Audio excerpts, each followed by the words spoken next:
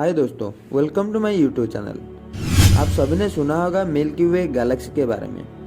हमारी गैलेक्सी में एक सन के साथ 8 प्लैनेट आता है, जिसमें अर्थ एक अनोखा प्लैनेट है जिसमें लाइफ एग्जिस्ट करता है। इसका वजह है कि अर्थ का एटमॉस्फेयर। चलिए जानते हैं इस वीडियो में अर्थ का एटमॉस्फेयर और उसका कंपोजिशन के बारे में।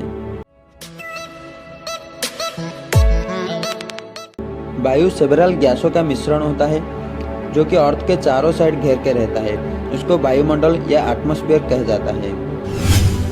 एटमॉस्फेयर में लाइफ देने वाला गैस जैसे कि ऑक्सीजन ह्यूमन और एनिमल के लिए, कार्बन डाइऑक्साइड जैसे कि प्लांट के लिए मौजूद है।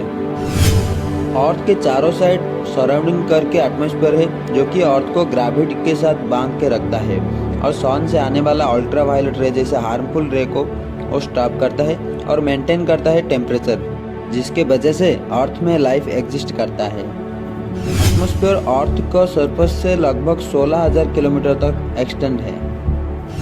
चलिए अब एटमॉस्फेयर का कंपोजिशन के बारे में जानते हैं।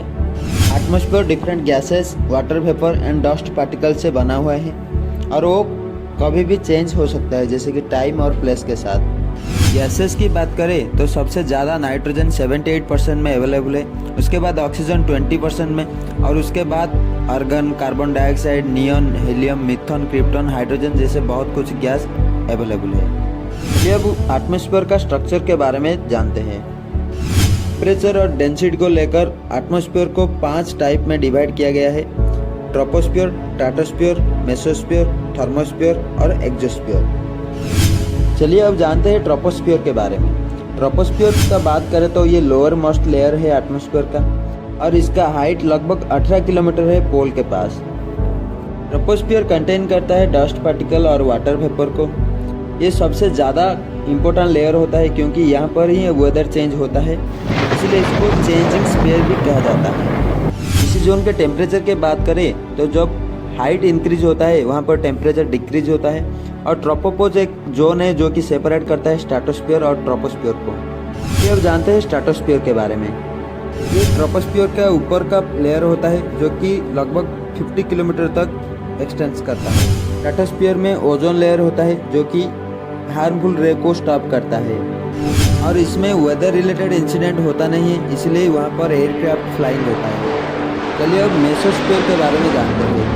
लगभग 80 किलोमीटर तक एक्सटेंस है और वहाँ पर ज़्यादातर मीटोरस और फॉलिंग स्टार्स देखा जाता है।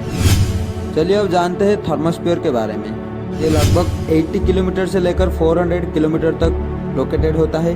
थर्मोस्फियर इलेक्ट्रिकल चार्ज पार्टिकल को कंटेन करता है जैसे कि आयन्स, तो इसलिए इसको आयनोस्फीयर बोला जाता है। इसमें रेडियो वेव्स ट्रांसमिट होता है जो कि अर्थ से रिफ्लेक्ट होता है, इसलिए पॉसिबल होता है कि रेडियो ब्रॉडकास्टिंग का। इस लेयर का टेम्परेचर का बात करें तो हाइट के साथ वो इंक्रीज होता है। चलिए अब जानते हैं एक्सोस्फीयर के बारे में। एक्सोस्फीयर सबसे अपर मोस्ट लेयर होता है एटमॉस्फेयर का, जहाँ पर ग्रेविटेशनल फोर्स का कमी की वजह से उसका डेंसिटी कम हो जाता है एयर का।